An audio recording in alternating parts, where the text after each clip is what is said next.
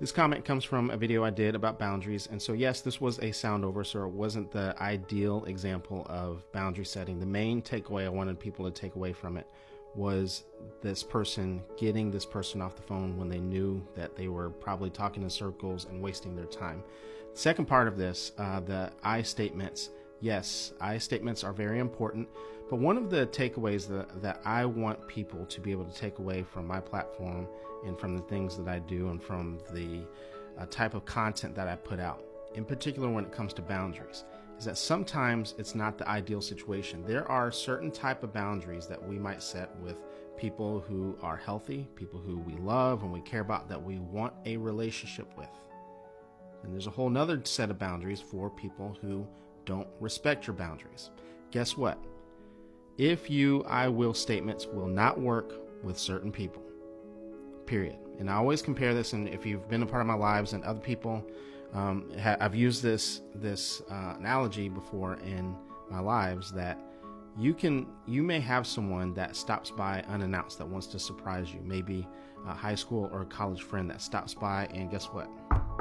They knock on your door. They wanted to surprise you. And let's say that's like 10:30 at night, right? They just stopped by, they're in town, and they shocked you, right? They woke up the kids. It would be completely appropriate for you to set a boundary with them and say, listen, it's late, you woke up the kids, I do want to hang out, but please don't stop by this late at night.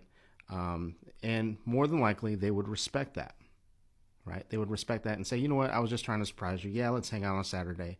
And everyone would go on about their business, because guess what? Everyone respects boundaries. They care about each other.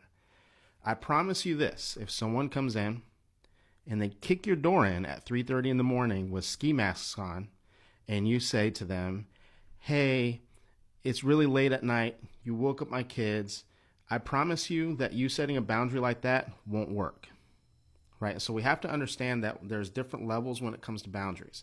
Right? That there's some people that are going to respect if you I will statements and things of that nature, and then there's some times where you just have to hang up on people, like we did in the video that that this comment came from. So we have to understand the different dynamics when it comes to that, but we also have to understand that sometimes there has to come a point in time where we have to absolutely enforce a boundary because someone just absolutely will not respect our words, and so then therefore we have to take action.